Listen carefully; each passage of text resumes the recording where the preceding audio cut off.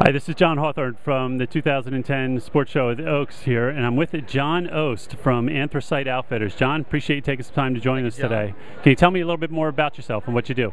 Well, my name's John Ost. Most people just call me Toast. I moved to the Susquehanna River region about 6 months ago. Moved up from Virginia. I'm a professional kayak angler on the ocean kayak fishing team.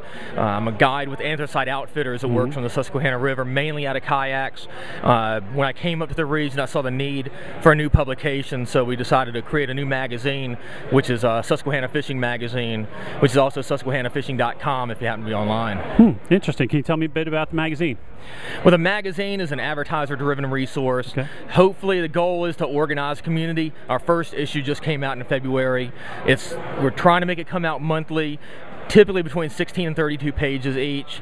As I mentioned, advertiser-based. Right. So it's free to the public. Okay. So the funding is actually coming through the advertisers. We're going to try to get it into as many of the retail establishments, really between Maryland all the way up towards Coopertown, New York, as soon as we can. Public can just go into the store, pick up a copy. It's free. Great. Read it.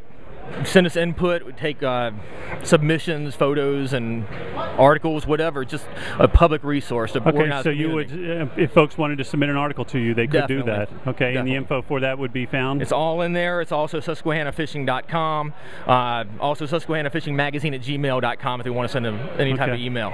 Now, of course, being from Pennsylvania, we're very, very familiar with the Susquehanna River. I think the area above Harrisburg is almost kind of world famous, for smallmouth fishing. Of course, I noticed you got a muskie here on the cover of your magazine. Are you kind of like multi-species, or do you focus more on smallmouth or muskies? Anything that has to do with the river. Another thing is, a lot of times you'll see a lot of publications, websites that are strictly devoted to either conventional tackle, conventional angling, or fly angling. Our thing is to organize a whole community. United we stand, divided we fall. Bring all the advertisers together, bring the anglers together. Doesn't matter if you're using spinning tackle, conventional tackle, fly tackle. If you're on the Susquehanna River or you're on one of the watersheds of the Susquehanna, basically from Maryland north, to work together and to bring it together as one big community. So if it's trout, if it's smallmouth, if it's muskie, if it's anything in the river, walleye, it's a fish. So bring it on. Now, I understand you're also on the pro staff of Ocean Kayak. Is that correct? The Ocean Kayak Fishing Team. Tell me a little bit about kayak fishing.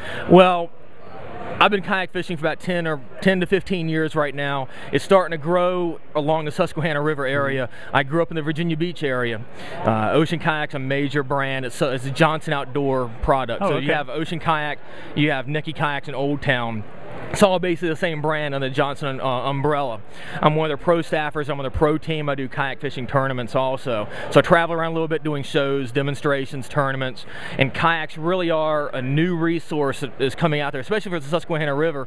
We're trying to push that also. The magazine's not specifically devoted just to kayak fishing, but as a guide for Anthracite Outfitters, which is a kayak-specific guide service on the river. And my background, it kind of helps get the name, the kayaking idea out into the public on the river.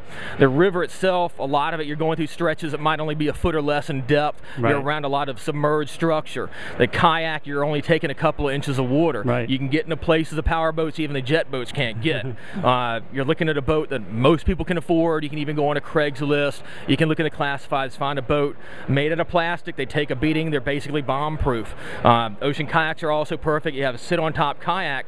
You're not sitting down inside of it. Oh, really? So kayak anglers across the country have really gone to the concept of sit-on-top kayaks. If you fall out of the kayak, you can straddle it, hop back on, almost like you're hopping onto a surfboard. It's got scupper holes, so the water can drain straight through also. And they're very stable, more stable than what people consider a kayak to be. They say, well, this thing looks really tippy.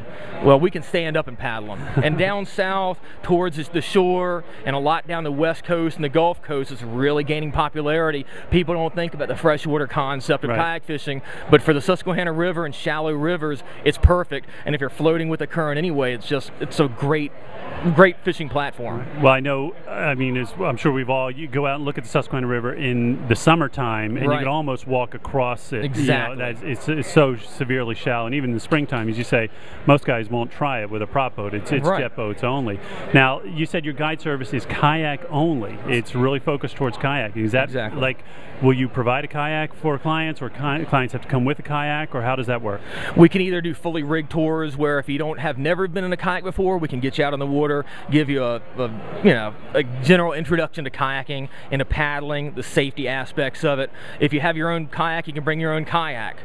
So basically the rates are all based on how much background you have, how much material you have. We can go, like I said, a beginner on up to an expert kayak angler.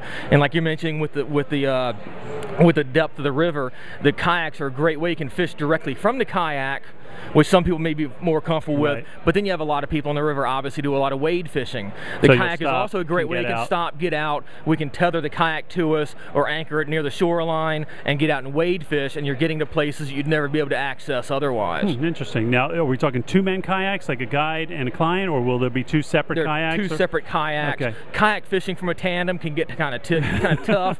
Back casts, hooks flying around. Yeah, not a good thing. Yeah, if you're in a tandem kayak fishing with somebody, you really want to be in there with somebody you know really well. Now, do you still do the kayak fishing in, say, like April, when the water's obviously up and running a lot more? Do you do that as well? When the water's beyond a certain level, it gets kind of tough. You don't really want to take a novice person out on the river. It can be very dangerous.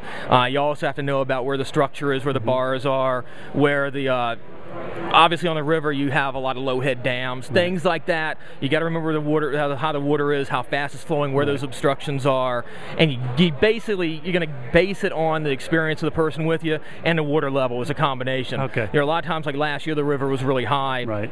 We're in a lot of groups out on the river because of that, and it's a big safety issue. Okay. So you got to make a decision then, so there will be times where you're going to have to set some limits. Okay. What would you say your kind of premium times are, times a year when that your kayak fishing is at its best? Well, obviously you got to keep in mind the water temperature. Right. When we're in the kayaks, a lot of us will go out in dry suits or wet suits. A lot of times we'll use a wader and pull a dry top over it, cinch it down, so you're basically in a dry suit. Right. A lot of the people that come with us don't have that type of gear. Depending on how many we have with us, we might not have enough gear. So we're really starting to see that start to pick up for the general groups going out when the water's getting warmer, June, July, midsummer, something of that nature, and on into the fall before it starts to cool down. That doesn't mean you can't get out in the winter. As long as there's not ice on a body of water, you can still get out and kayak fish. And within this area, within a couple 100 miles here, there's fish all year round. Interesting. It's just you got to remember the water temperature and how much safety protective gear you have, because you can go hypothermic in a real big hurry if you turtle and flip that kayak over. Half-day trips, full-day trips, what do you offer? We'll cater it to the client. Okay, interesting. Now, are smallmouth bass your typical fish that you're going after? Is that what most of your clients are interested in? Most of it is smallmouth bass, but if you notice on the cover of the magazine, this is Hank, one of our members of the Anthracite Outfitters also. You don't know, you might come into a muskie, a lot of walleye. You don't really know. You might go out for carp. Sure. So I'd like to ask you, I know a lot of the guys that fish the river have been concerned with the smallmouth fishery of late. They've seen kind of like the numbers begin to drop down, and there's been some concern that maybe recruitment hasn't been what it ought to be. Any thoughts or opinions on that? Especially with the kayak fishing part. The interesting about kayak fishing, from a personal point of view, you don't have a tank. I mean, you have a tank well in a boat, but you don't have a a bait well. Right. All right. So when we're strictly doing catch photo and release, which we really promote. It's one of the goals of the magazine, for Susquehanna Fishing Magazine also, is to promote putting the fish back into the water. Sure. Okay. Trying not necessarily to target fish that are on spawn. Okay. You got to remember the fishery. It's a vital resource. Sure. And we need to protect it. So we'll have it in the future, and the children will have it also. But a lot of it comes back to simply catch and release techniques. So you want to take care of the fishery and make sure those fish get back in the water safe. Yeah. And then it'll all come from there, really. Excellent. Now, as far as the muskies goes, a fish of 10,000 casts. Do you agree with that? Actually, I kind of do. With us, a lot of it is simply a bycatch. You don't know you're going to hit it. When Hank caught that fish, they were throwing crankbaits for smallmouth. Right. And it was up near Tunkhannock. Next thing you knew, he thought he was snagged and he had the fish on. That's pretty exciting, because I've still yet to land my first muskie yet, so the time is coming. If people want to get more information on your kayaks or on your guide service, how do they go about doing that? They can come straight to the website, susquehannafishing.com. Okay. They can also go to Anthracite Outfitters at antoutfitters.com. We're also on Facebook with Susquehanna Fishing, Susquehanna Fishing Magazine. They can email us at susquehannafishingmagazine@gmail.com. Okay. We're always around. You can just you look us up on the web, we're LinkedIn on Google and everywhere. Terrific. John, it's been great having you. Thanks, John. Thanks so much for your time. Thank you. For Delaware Valley Outdoors, I'm John Hawthorne.